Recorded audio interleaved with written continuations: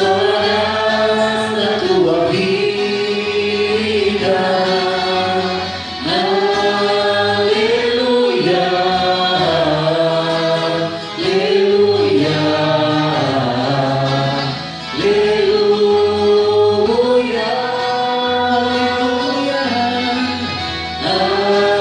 aleluia, aleluia,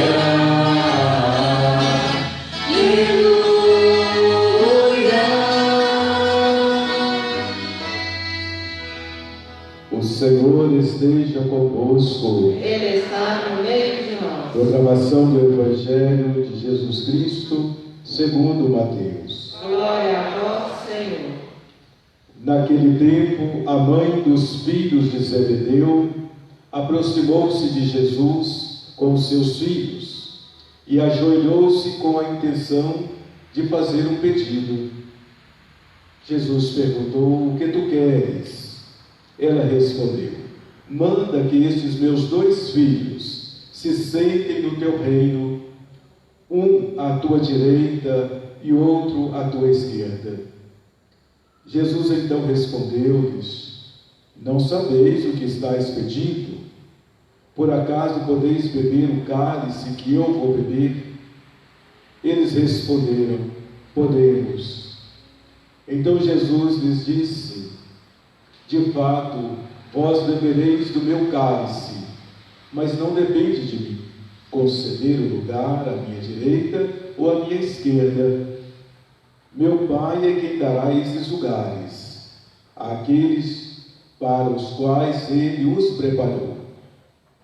Quando os outros 10 discípulos ouviram isso, ficaram irritados contra os 2 irmãos. Jesus, porém, chamou-os e disse: vós sabeis que os chefes das nações têm poder sobre elas, e os grandes as oprimem. Entre vós não deverá ser assim. Quem quiser tornar-se grande, torne-se vosso servidor. Quem quiser ser o primeiro, seja o vosso servo. Pois o Filho do Homem não veio para ser servido, mas para servir e dar a sua vida como resgate em favor de muitos. Palavra da salvação. Glória a vós, Senhor. Que a palavra do Santo Evangelho perdoe os nossos pecados. Amém. Meus queridos irmãos e irmãs, nesse dia da festa de São Cristóvão, temos aqui alguns representantes do setor, do segmento de nossa paróquia, para junto unirmos a São Cristóvão, implorar as melhores bênçãos de Deus para essa travessia deste mar revolto que estamos, toda a humanidade, passando, e aprender com São Cristóvão que é junto com Jesus, descobrindo Jesus, estando com Ele, Ele vai nos dar certamente a força necessária para chegar do outro lado da margem do rio, passando por esse mar revolto que ora estamos atravessando. E assim, um pouco dessa história da vida de São Cristóvão, que nos ajuda a nos situar diante do Deus da vida a quem devemos servir. Precisamente, então, nesse tríduo, nós contemplamos essa grande e entranhável misericórdia que brota do Deus uno e trino, a Santíssima Trindade. Contemplamos a compaixão de Deus espelhada e derramada dentro da igreja, esse lugar que é o lugar de guardar esse grande tesouro da fé, essa fé que vai nos alimentando ao longo do tempo, ao longo da história, e a cada momento, talvez, da história e nunca antes, como estamos vivenciando neste momento. É nesse depósito de compaixão que foi depositado ao longo do tempo o lugar do encontro, o lugar do reavivamento, deste encontro com Deus que se deixa encontrar. Ele deixou a igreja como esse sinal da sua misericórdia presente entre nós. Os santos são todos aqueles e aquelas que acolheram como um terreno bom o lugar fértil da graça, se abriram à graça, desabrocharam, acolhendo sobre si mesmo, em primeiro lugar, a compaixão de Deus. Vós não me amarias se eu não me deixasse amar, não me encontrarias se eu não me deixasse encontrar. E porque eles procuraram, eles encontraram neste lugar, em Cristo Jesus, o lugar, o rosto da compaixão do Pai, e se deixaram iluminar por esta realidade. E assim, a grande transformação que se dá a partir desta acolhida, desse caminho e desse itinerário. Posto isso, o Evangelho anunciado por Jesus precisa de ter lugar de acolhida, e o destino desse lugar é o coração humano, é o coração da humanidade, é o meu, é o seu, é o nosso coração. Temos fome e sede, por mais que a gente percorra este ou aquele caminho, nós precisamos descobrir o verdadeiro Senhor da nossa vida e da nossa existência. A história de São Cristóvão, pequeno resumo, podemos nos lembrar praticamente é o estado do homem que é acolhido por Deus, um estado primitivo, vamos dizer assim, o processo da busca e da conversão, a interação com Deus e a alegria do encontro desse Deus que se deixa encontrar, Ele que vem até nós.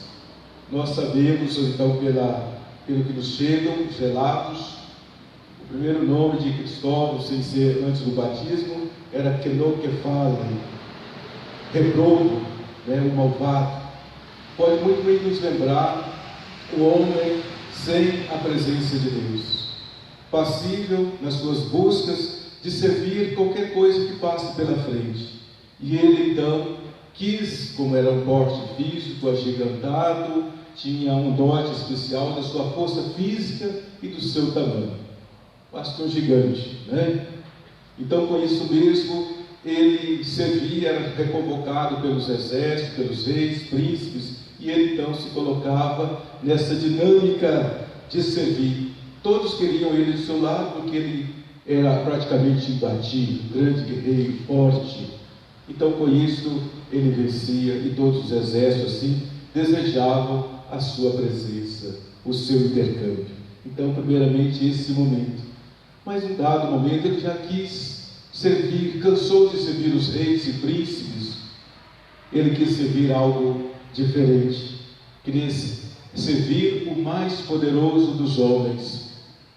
E assim ele percebeu que os reis tinham medo do nome e da palavra demônio. Ele falou, então esse que deve ser o cara, é esse que deve ser servido. Então procurou ele servir ao demônio. Mas logo ele percebeu que ele tinha medo da cruz.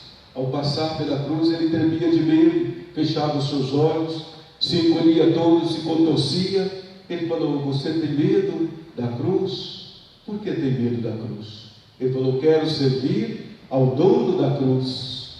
E aí entrou para ele essa grande questão, onde encontrar o dono da cruz? Havia um eremita, já um senhor de tantas idades e experiência cristã, que o orientara nos caminhos deste encontro, a oração, a meditação, o jejum, a penitência. Ele ouviu tudo aquilo ali, mas aquilo era muito bem com ele, precisava de muitas calorias, então o jejum era um pouco mais difícil, era muito forte. Agora esse jejum, uma vida mais parada, contemplativa, não era bem com ele. E aí, inspirado pelo Espírito Santo, o eremita diz, olha, tem uma coisa, você é muito forte, no rio aqui, tantas pessoas morrem, crianças, senhoras, idosos, tem grandes dificuldades, quem sabe você não se colocaria nessa disposição da prática da caridade, colocar-se a serviço do outro, e assim você vai estar servindo ao Senhor. Em algum momento Ele te alcança, e você precisa de modelar o seu coração, dominar o seu coração. E assim ele concordou e se pôs logo numa atividade de atravessar ali aquele rio, levando as pessoas, todos que assim precisavam, ele transportava sem maiores dificuldades até a outra margem do rio. E assim, na sua perseverança na prática desta caridade, ele foi se envolvendo, se deixando envolver. Um belo dia ouviu uma voz, olhou para o lado, era uma pequena criança, e diz: olha, quero atravessar para o outro lado, não é? E ele então, dialogando com a criança, colocou-a sobre os seus ombros e foi atravessando. E com o passar do tempo, o mar, o rio, parecia enorme, não é? Não se chegava do outro lado, era muito pesado aquela criança, né? E assim foi ele atravessando até chegar do outro lado, e ele sentiu uma grande alegria, um grande prazer no seu coração. Estava o sorriso, seus lábios cheios de sorriso, como diz o salmista, e de canção. Estava pleno, em paz, e também aquela criança. E aí se deu aquele diálogo. Ele diz: como és pesado, parece que carrega o mundo. Ele diz: carregas o dono do mundo, o Criador. Não me encontrarias se eu não me deixasse encontrar. Deus se deixa encontrar. Na prática e na vivência da caridade, é o lugar onde nós podemos encontrar o Senhor. Sobretudo nessa travessia atual, se nós pudermos pegar para nós, ali naquelas águas profundas, onde é o lugar de acontecer grandes atrocidades, viver com mais profundidade o nosso batismo. Seguir talvez o próprio conselho do eremita, a oração, a meditação, o jejum, renunciar a umas tantas coisas. Esse momento de hoje está nos impondo e nos convidando a esta prática. Quantos de nós, nesse período de quase 4 meses, não estamos vivenciando de certo modo a oração, a meditação, dominando um pouco mais o nosso coração, referenciando-nos melhor a Deus, nos recomendando a Ele, e muitas vezes corrigindo uns certos descaminhos na nossa vida. Está se impondo a isso. Cristóvão quis desconstruir um descaminho onde se buscava a glória, os reis, os príncipes, de certo modo, quem sabe até mesmo os privilégios. E aí ele fala: eu quero servir aquele que realmente é digno de toda a honra, de todo o louvor e de toda a glória. Aquela passagem de Josué, capítulo 24, salvo engano, de Josué: a quem vocês querem servir? A quem você quer servir? Nós, de vez em quando, temos aquele cântico aqui, eu e a minha casa, serviremos ao Senhor.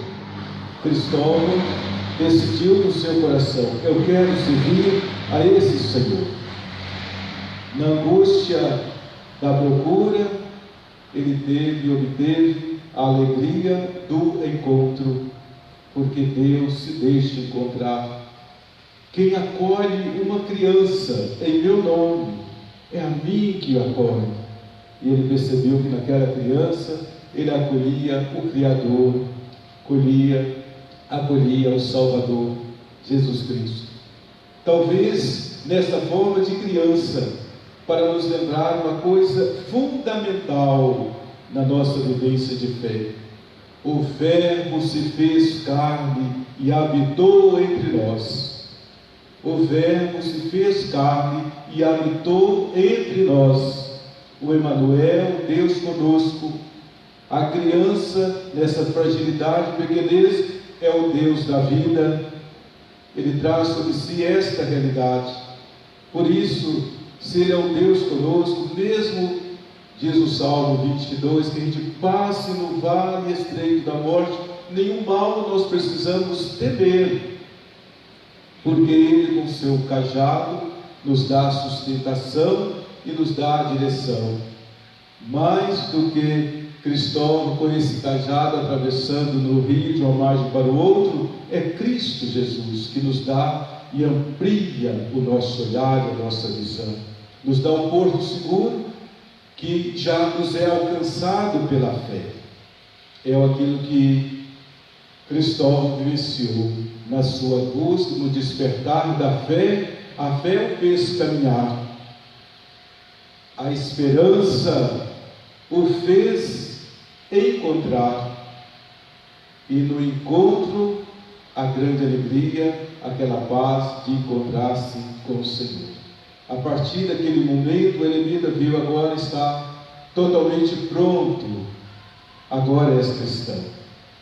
Diz que ele então, a partir desse momento, desta paz, se tornou um anunciador da conversão, um anunciador desta forte presença transformadora do amor de Deus. O seu coração, que outrora era um coração rude, fechado, se tornara um coração repleto da presença, da experiência de Deus com o encontro com Jesus.